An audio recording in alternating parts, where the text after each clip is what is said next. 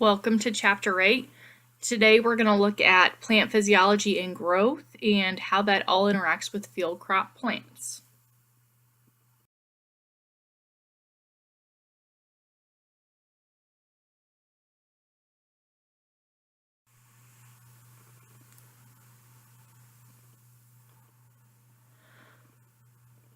So during this chapter, we're going to talk about seven really big things when you look at how we grow field plants. We're going to look at everything from photosynthesis to the life cycles of plants, so biannual, annual, those types of things. We're also going to look at nitrogen fixation, how that happens, the difference between growth and development, because a lot of people think that that's the same, but those are actually two different things in agronomy. We'll look at respiration, transpiration, and photoperiodism.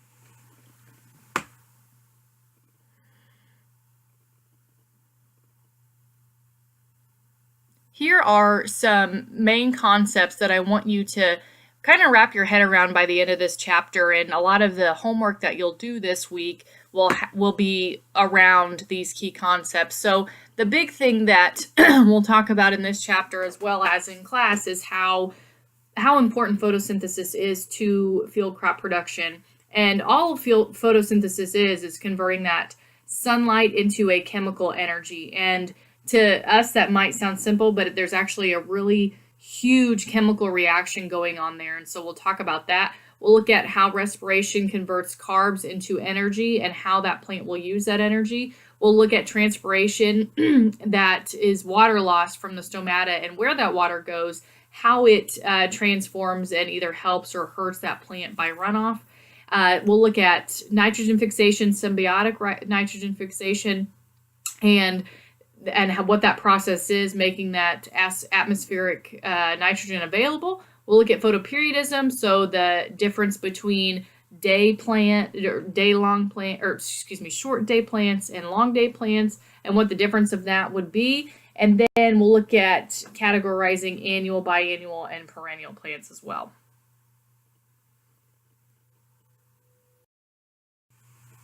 So photosynthesis is, again, just that reaction that happens when sunlight is then converted to a chemical energy. It's a metabolic process that energy is used for. And on your PowerPoint, there's the chemical reaction that happens with photosynthesis. So if you remember chemistry, or if you're in chemistry, you might look at this reaction and think, wow, that doesn't take a lot of doesn't take a lot of elements. But really, when that happens, it's actually pretty cool to see that photosynthesis then take place. So we're looking at carbon, we're looking at oxygen and hydrogen, and interacting those with sunlight, and then photosynthesis will then take place. And we'll dig into a lot more of that hands-on in class this week as well. So this will also take place into the chloroplast. And if you remember from these last couple weeks, chloroplast is what makes that plant green. So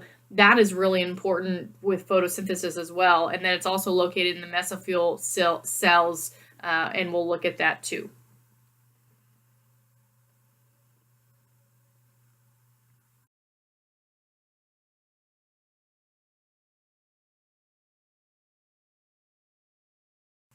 Here is the diagram of a plant cell. So all of these different aspects of the cell you'll need to know. We're actually going to do a pretty fun Play-Doh activity with the cell this week, the plant cell this week. So make sure that you know and understand each of these. And then on this next slide, we're going to talk a little bit about them. But this is what a plant cell looks like, and I'm going to talk about the different jobs of each of these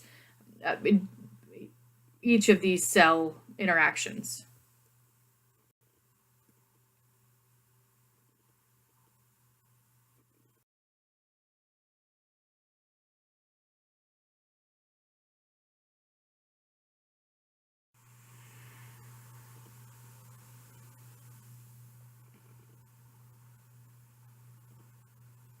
Here are the main 7 parts of the cell that I want you to know and understand, and know what the jobs are of them as well. So if you remember from the previous slide, it shows you that diagram of the plant cell. It's also in your student notes there. I want you to look at the vacuole, and I want you to see how much larger that vacuole is in regards to every other part of the plant. So that vacuole is just a storage area of wastes, and it can also store water and nutrients as well. So that's pretty important when you look at that plant cell. We have the cell wall, obviously, which provides that structure and support. Mitochondria, which is very important because it's going to convert that energy that is stored in that cell, and it's going to turn it into usable energy for work for that plant. The nucleus, obviously, is where that DNA is stored. We know that. The cytoplasm is that jelly-like structure, jelly-filled-like structure, and it's about 80% water that fills the cell. Cytoplasm membrane, we'll talk a little bit about that and what that will really enhance within that plant. The chloroplast, that's going to convert that energy of the sun into sugars. And if you remember, that chloroplast is what makes those plants green as well. So now let's talk about light reaction. So the very first thing that you need to know about photosynthesis is how that light then occurs. Okay, so we look at how it's actually requiring light. So photons then strike that chlorophyll, or that green part of that plant, and then set off some really intense chain reactions. So if you haven't had chemistry, photons are just that particle that is then representing the quantum of light or any other electromagnetic radiation. It also carries that energy proportional to that radiation frequency and has a zero rest mass. So pretty much the sun and how intense that sun is on that plant. And then after that, after that happens, that water will then split. So water is H2O. All right. So again, chemistry here. Water is H2O. It's then going to split into hydrogen and oxygen. So the electrons will then take that water, and that water will be removed and then passed into a reaction center of that chlorophyll. So that the chlorophyll, and then it's going to be associated with hydrogen ions. From that, then they will then release from the water molecule, and then that's how we get that H2.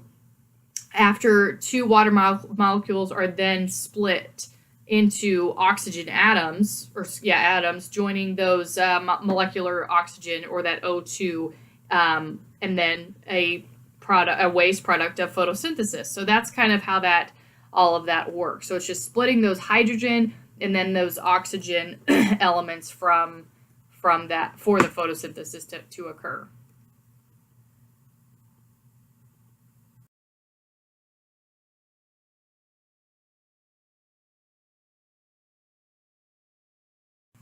Now let's look at the different variations in carbon fixation. So we have two main variations that we look at. We have the CAM, which entails C4 and C3 pathways, and you'll read up on this as well. These type of plants are very, very adapted to hot temperatures and are very important in terms of field crop production. We'll talk about that in class as well with our crop of the week. Then we have C4, which then are also adapted to hot temperatures, but the C4 pathway at night, and then the C3 pathway is used during the day. So these C4 variations are going to be very unique in the way that they are utilizing the carbon fixation, and you'll read up on that in this week's reading and your homework as well. So very temperate plants are usually always C3, so they're always using that C3 pathway for carbon fixation during the day.